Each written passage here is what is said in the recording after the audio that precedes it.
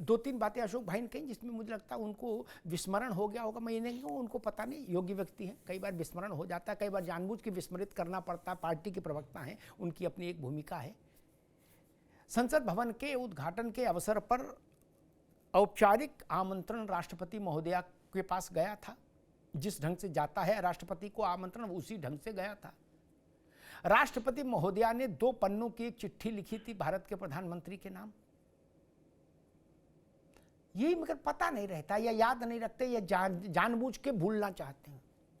उसमें राष्ट्रपति महोदया ने लिखा था कि मुझे लगता है संसद के नए भवन के उद्घाटन के लिए आपसे योग्य व्यक्ति, बेहतर व्यक्ति कोई नहीं हो सकता। आप भारत की जनता के निर्वाचित प्रधानमंत्री हैं। अब इसमें सपा नाराज है, बोले राष्ट्रीय अध्यक्ष जी नाराज है, तो क्या उनसे पूछ के राष्ट्रपति फैसला करेंगी? नहीं ना। आप नाराज है तो नाराज रहिए, 2 रोटी ज्यादा खाइए भैया, फिर क्या किया जाए। कुंभ का भी आमंत्रण गया। हाँ, राम जन्मभूमि की बात उठाई अशोक जी ने, कहा सब, फिर मैं दोहराता हूं, गूगल पे देखिएगा, शायद हो नेट पर, और नहीं हो तो फिर हमें बताइएगा, हम उसका भिजवाएंगे। राष्ट्रपति को राम जन्मभूमि न्यास ने आमंत्रित किया, जिसने सबको आमंत्रित किया। क्या? जिसने अखिलेश यादव को भी जिसने आमंत्रित किया, उसी संस्था ने, अखिलेश जी ने तो पहले कह दिया था हमें न्योता नहीं मिला, फिर बाद में जब न्योता सार्वजनिक हो गया तो बोले हाँ नहीं, न्योता आया था। राम जन्मभूमि का न्योता राष्ट्रपति महोदया को गया। राष्ट्रपति महोदया ने उसके लिए अपनी अशेष शुभकामनाएं, मंगल कामनाएं लिखित तौर पर राम जन्मभूमि न्यास ट्रस्ट के अध्यक्ष श्री महंत नृत्य गोपाल दास को पत्र के द्वारा भेजी और क्षमा मांगी कि मैं उपस्थित नहीं हो सकूंगी। फिर भी आपको ऐतराज है? बोले राष्ट्रीय अध्यक्ष जी ने सवाल उठाया। अरे क्यों उठाया था?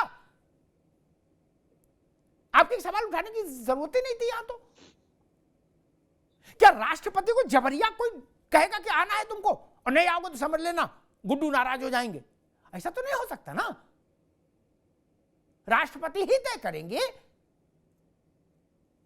2 अवसर थे, मैंने दोनों बता दिए। 5,000 करोड़ का विषय आया है कि भाई वो अवधेश जी जाने कि 5,000 करोड़ की वो करे, गिद्ध दृष्टि है, काक दृष्टि है। अब या तो फिर ऐसा हो जाए कि भाई ऐसी कोई व्यवस्था बन जाए देश में राज भाई कि सरकार किसी एक दूसरे दल की रहेगी और जो विपक्ष में होंगे उनको पैसा फंड दिया जाएगा खर्च करने के लिए। ऐसा तो संभव नहीं ना कि उत्तर प्रदेश का बजट कांग्रेस सपा तय करेगी, खर्च करेगी और सरकार भाजपा चलाएगी। ऐसा तो संभव नहीं ना। जो सरकार में रहेगा उसी के पास खजाने की चाबी भी रहेगी। खैर, अवधेश पांडे, मसला ये कि आपने न्योता क्यों बांटा, इस पर सवाल उठ रहा है। और अशोक जी ने कहा कि हमने राम जन्मभूमि के मंदिर के समय में सवाल उठाया था, न्योता क्यों बांटा। अगर मुझे ऐसा लगता है कि न्योता से कुछ सपा को नाराजगी है तो न्योता क्यों बांट रहे हैं? देखिए अमिताभ जी, कुंभ ये मानवता का सबसे बड़ा उत्सव हो रहा है और ये कुंभ ही नहीं है, ये महायज्ञ भी है और ज्ञान यज्ञ भी है। और महायज्ञ में, ज्ञान यज्ञ में, महाकुंभ में अतिथि देवो भव की ये हमारी प्राचीन वैदिक परंपरा है कि हम अतिथियों को, बरेण्य लोगों को बुलाते हैं, उनका आदर करते हैं, सत्कार करते हैं और उन्हें मानवता के इस सबसे बड़े उत्सव का दर्शन कराते हैं। परंतु ये अतिथि देवो भव की जो परंपरा है ये सनातन परंपरा है और इसके संस्कार हमें पूर्वजों से मिलते हैं कि हमें अतिथियों का सम्मान कैसे करना चाहिए। योगी जी प्रदेश को भी अपना मानते हैं, महाकुंभ को भी अपना मानते हैं, सनातन परंपरा को भी अपना मानते हैं। इसलिए इस महाकुंभ में अपने 100% योगदान के तहत सभी को आमंत्रित भी कर रहे हैं और महाकुंभ को दिव्य कुंभ की तरह से विकसित भी कर रहे हैं। परंतु अब समस्या ऐसे लोगों के साथ है जिनको संस्कार में अतिथि देवो भव की परंपरा प्राप्त नहीं है, जिनको अतिथियों का सत्कार कैसे किया जाता है इसका ज्ञान नहीं है, तो इसलिए वो सवाल खड़े कर रहे हैं। जो लोग रोजा अफ्तारी के लिए निमंत्रण बांटते हो, उनको महाकुंभ में निमंत्रण बांटा जाना कितना अनुचित लग रहा है।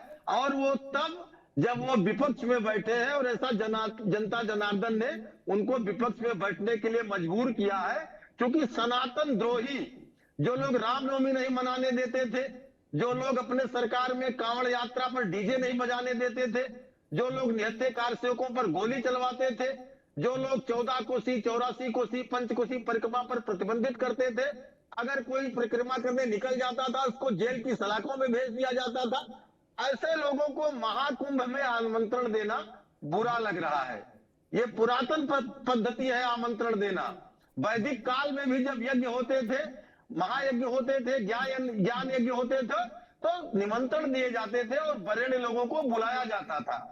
तो इसलिए योगी जी सनातन परंपरा को जानते हैं, और उसी परंपरा को प्रतिष्ठित करने के लिए वो जो समाज के वरेण्य लोग हैं, जो प्रतिष्ठित लोग हैं, जो सनातनी लोग हैं, उनको निमंत्रण दे रहे हैं। और वे सब लोग आएंगे भी और महाकुंभ का दर्शन करेंगे, महाकुंभ में स्नान करेंगे।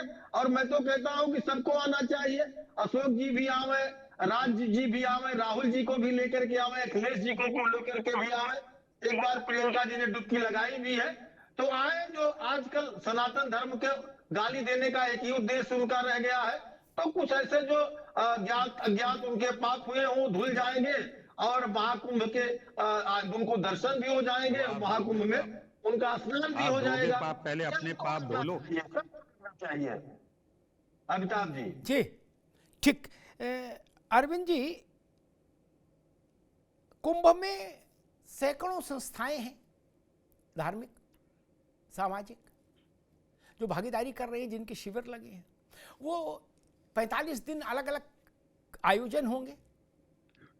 ऐसी 4 संस्थाओं के आयोजनों के निमंत्रण तो मुझे प्राप्त हो गए क्या कि आइए, बाकायदा छपे हुए निमंत्रण है भाई। ये कौन लोग कह रहे हैं कि सनातन में न्योता नहीं जाता?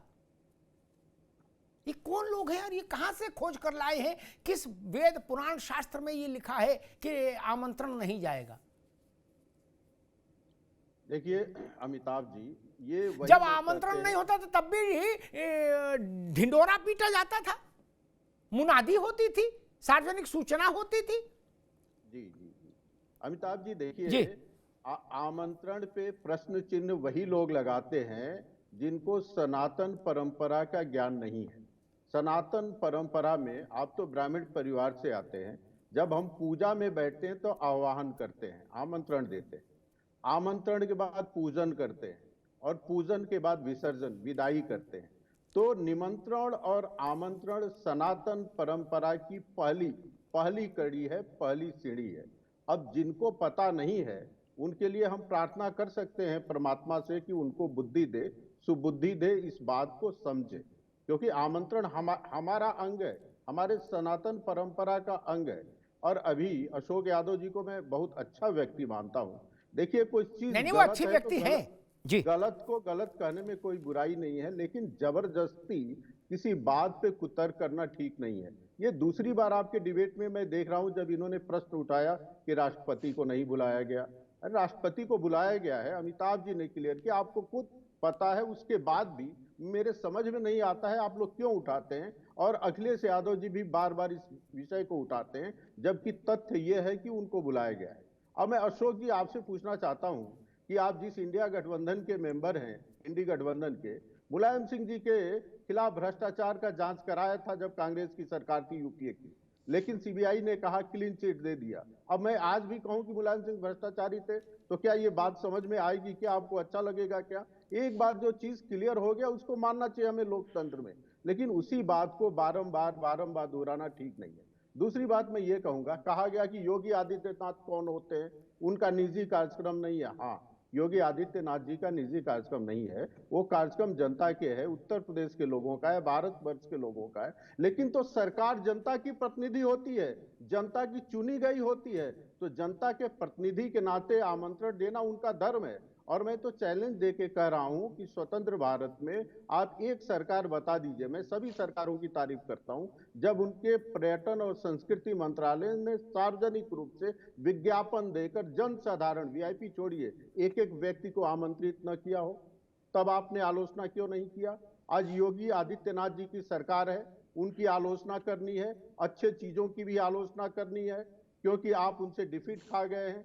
तो मैंने पहले भी कहा ठीक। था और अभी भी कह रहा हूं कि आलोचना के लिए जब आलोचना करेंगे तो उससे नुकसान सामने वाले का नहीं होगा, उससे नुकसान केवल और केवल आपका होगा। और ठीक। एक चीज, एक लाइन और मेरे को बोलने को दीजिएगा। अजय राय जी ने जिन शब्दों का प्रयोग किया है उनका मैं घोर निंदा करता हूं, और मैं कहूंगा, मैं कुंभ पे उन्होंने प्रश्न उठाया इसलिए मैं कहूंगा कि अजय राय जी का व्यवहार उस बैंड बाजे, सट्टे के बैंड बाजे वाले जैसे है कि वो जिसके सट्टे पे जाता है उसके तरह से बजाता है। मैंने अजय राय को भारतीय जनता पार्टी में रहते देखा है और समाजवादी पार्टी और कांग्रेस पे प्रहार करते हुए देखा है। आज पार्टी बदल दी है तो उन्होंने विचारधारा भी बदला है और अपनी सोच समझ भी बदली है। उनका व्यवहार सट्टे वाले जैसे है और सट्टे ठीक वाले के आरोप का भाई जवाब नहीं देखिए, है। पार्टी बदली है तो विचारधारा पहले बदलना पड़ेगा, तब तो पार्टी बदलेगी, ऐसे कैसे बदलेगी? तो ठीक है ना, नहीं, उनका भी आपकी ठीक निष्ठा है, बदल जाती है ना। ठीक है, वो तो टिकट- निष्ठा बदलनी टिकट पड़ेगी जाते हैं तो भैया, निष्ठा नहीं बदल कांग्रेस जाती में है कैसे रहेंगे? आपकी धारणा बदल जाती है। अरे अब भाई आपकी धारणा हिंदुत्व पुरानी में- रखेंगे और पार्टी अब नई आपकी कैसे हिंदुत्व में चलेगी? निष्ठा नहीं रह गई। नहीं, राम अब तो वो जन्मभूमि ठीक में ठीक है, निष्ठा अरविंद जी नहीं रुकना रह होगा। गई।